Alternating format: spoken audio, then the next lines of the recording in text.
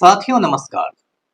पटना बिहार से मैं Amitabh Kumar Das, IPS 94 batch, और आप देख रहे हैं मेरा अपना यूट्यूब चैनल दास बोले बिंदास। क्योंकि जब बुज़दिलों ने मुंह में दही जमा लिया हो तो दास का बिंदास बोलना जरूरी हो जाता है। साथियों, खबर यह है कि हमारे देश के नालायक प्रधानमंत्री नरेंद्र मोदी ने डोनाल्ड ट्रंप के जूते पर अपनी नाक रगड़नी शुरू कर दी है और इसको देखकर पूरा हिंदुस्तान शर्म से पानी पानी हो रहा है। साथियों, कहानी शुरू से शुरू करते हैं। आप सभी जानते हैं कि अमेरिका एक सुपर पावर है, महाशक्ति है। जो दूसरा विश्व युद्ध खत्म हुआ, दूसरी आलमी जंग, उसके बाद दुनिया में दो महाशक्तियां सामने आई, एक अमेरिका और एक सोवियत यूनियन। 1991 में सोवियत संघ का पतन हो गया और उसके बाद अमेरिका दुनिया की अकेली महाशक्ति है, अकेला सुपर पावर है। अंतर्राष्ट्रीय संबंधों की भाषा में इस तरह की दुनिया को यूनिपोलर वर्ल्ड कहते हैं, जहां सिर्फ एक पोल हो, एक ध्रुव हो। ये आज के दुनिया की हकीकत। अब डोनाल्ड ट्रंप इसी देश का राष्ट्रपति है, तो नेचुरल है कि वो दुनिया का सबसे ताकतवर शख्स होगा, इसका कोई खंडन नहीं कर सकता।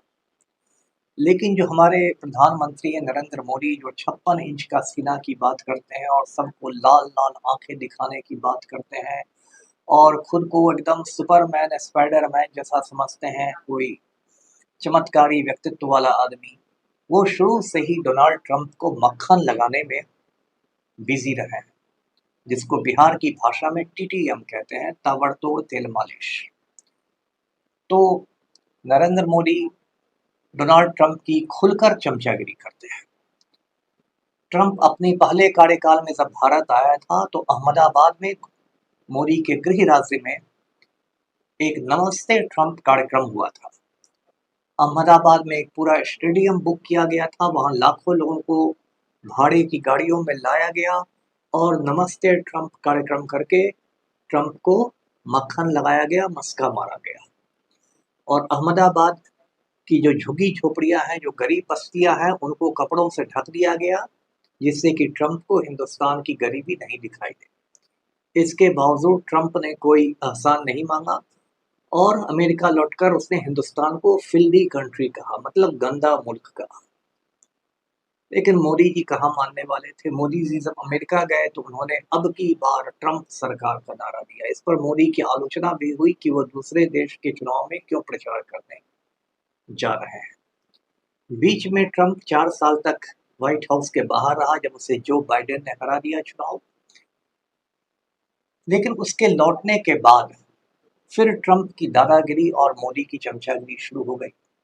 ट्रंप ने मोदी को औकात दिखाने के लिए उसे अपने शपथ ग्रहण समारोह में नहीं बुलाया। 20 जनवरी 2025 को डोनाल्ड ट्रंप ने हलफ लिया अमेरिका के प्रेसिडेंट का, और उसमें छोटे छोटे देशों के प्रधानमंत्रियों को बुलाया गया। जैसे इटली की प्राइम मिनिस्टर को बुलाया गया, तो इटली हिंदुस्तान से बहुत छोटा देश है, लेकिन जानबूझ के नरेंद्र मोदी को उसकी औकात बताने के लिए नहीं इनवाइट किया गया। हमारे जो विदेश मंत्री हैं एस जयशंकर, वो 1 महीने तक अमेरिका में कटोरा लेके बैठे रहे कि अल्लाह के नाम पर मोदी को इनविटेशन दे दो, बुला लो, भगवान तुम्हारा भला करेगा। लेकिन इसके बावजूद डोनाल्ड ट्रंप का दिल नहीं पसीजा और मोदी को इनवाइट नहीं किया। इस तौहीन के बावजूद मोदी जी पर कोई असर नहीं हुआ, वो पहले की तरह पूंछ हिलाते रहे। उसके बाद डोनाल्ड ट्रंप ने जले पर नमक छिड़कता सैकड़ों हिंदुस्तानियों को हवाई जहाज में कुत्ते बिल्लियों की तरह जंजीर से जकड़ के वापस भेज दिया गया। ये कहा गया कि ये लोग गैर कानूनी तरीके से अमेरिका में रह रहे थे। यदि गैर कानूनी तरीके से रह भी रहे थे तो उनको कुत्ते बिल्लियों की तरह जंजीरों में जकड़ने की क्या जरूरत थी। छोटे छोटे देशों ने अमेरिका की दादागिरी को नहीं माना। वेनेजुएला, कोलंबिया, ये सब छोटे छोटे देश हैं हिंदुस्तान से। उन लोगों ने कहा कि यदि हमारे लोग गैर कानूनी तरीके से अमेरिका में रह रहे हैं तो हम अपना हवाई जहाज भेजेंगे और उसमें अपने लोगों को लाएंगे। हम अमेरिकी जहाज को अपने देश में नहीं उतरने देंगे। लेकिन हमारे नरेंद्र मोदी और सरेंडर मोदी की बोलती बंद रही डोनाल्ड ट्रंप के सामने। और पूरी दुनिया हिंदुस्तानियों पर हंसती रही कि इनको कैसे जंजीरों में सकड़ के भेज दिया गया। और ये उस देश के प्रधानमंत्री का हाल है जो देश विश्व गुरु बनने की बात कर रहा है। जो मोदी जी लोगों को सपना दिखाते हैं कि मैं विश्व गुरु बना दूंगा भारत को, उसका ये हाल है कि आपके जो नागरिक हैं वो कुत्ते बिल्लियों की तरह जंजीरों में जकड़ के आ रहे हैं। विश्व गुरु के नागरिकों का हाल देखिए क्या। और अभी जो लेटेस्ट हुआ है वो है कि 7 मई को जो ऑपरेशन सिंदूर शुरू हुआ था, उसके 3-4 दिन बाद ही 10 तारीख को जिस तरह से शाम 5 बजे डोनाल्ड ट्रंप के ट्वीट से हिंदुस्तानियों को पता चला कि सीज फायर हो गया, युद्ध विराम हो गया, ये कितने शर्म की बात है। यदि भारत ने युद्ध विराम किया तो वो भारत को ऐलान करना चाहिए था, भारत को अमेरिका का गुलाम नहीं है। और अब देखिए, जले पर नमक छिड़कने के लिए कल डोनाल्ड ट्रंप का बयान क्या आया है कि मैंने धमकाया, हिंदुस्तान और पाकिस्तान दोनों को धमकाया कि मैं आपसे ट्रेड बंद कर दूंगा, व्यापार बंद कर दूंगा, तिजारत बंद कर दूंगा। और तब दोनों देश सीज फायर के लिए राजी हो गए। मतलब वो खुल के छाती ठोक के कह रहा है कि मैंने कैसे डराया, कैसे धमकाया, और हमारे मोदी जी को कुछ बोलने की हिम्मत नहीं है।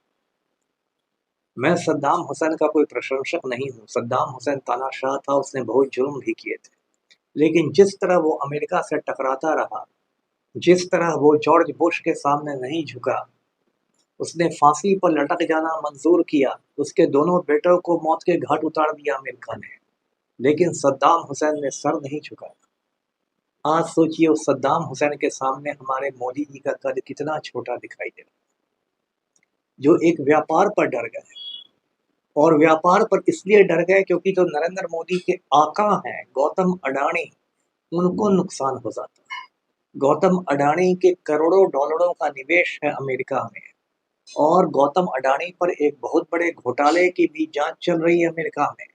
भारत और अमेरिका के बीच प्रत्यर्पण संधि है, जिसको इंग्लिश में एक्सट्रेडिशन ट्रीटी कहते हैं। प्रत्यर्पण संधि का ये मतलब होता है कि अमेरिका के गुनाहगार को भारत पकड़ के उसको सौंप देगा और हिंदुस्तान के गुनाहगार को अमेरिका पकड़ के सौंपेगा।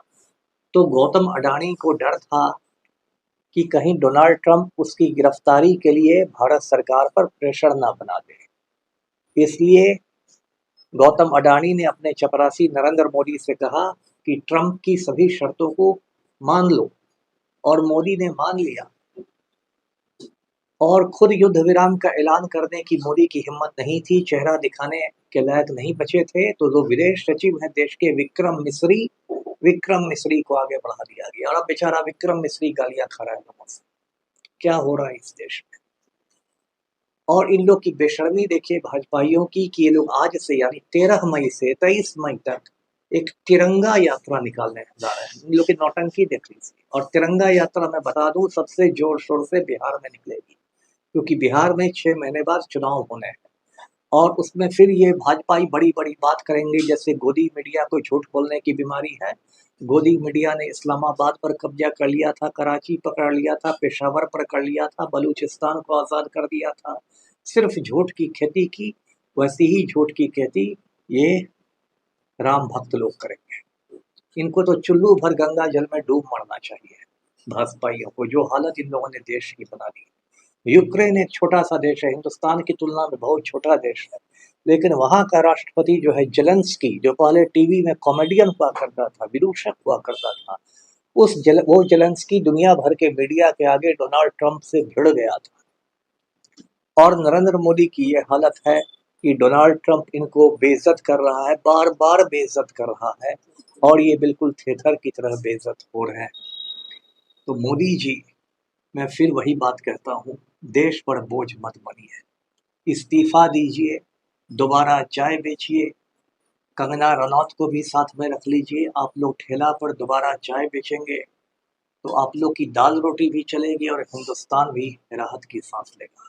लेकिन भारत माता का इस तरह अपमान नहीं कराइए, मेरी आपसे गुजारिश है। वीडियो को लाइक करें, शेयर करें, चैनल को सब्सक्राइब कीजिए। धन्यवाद। जय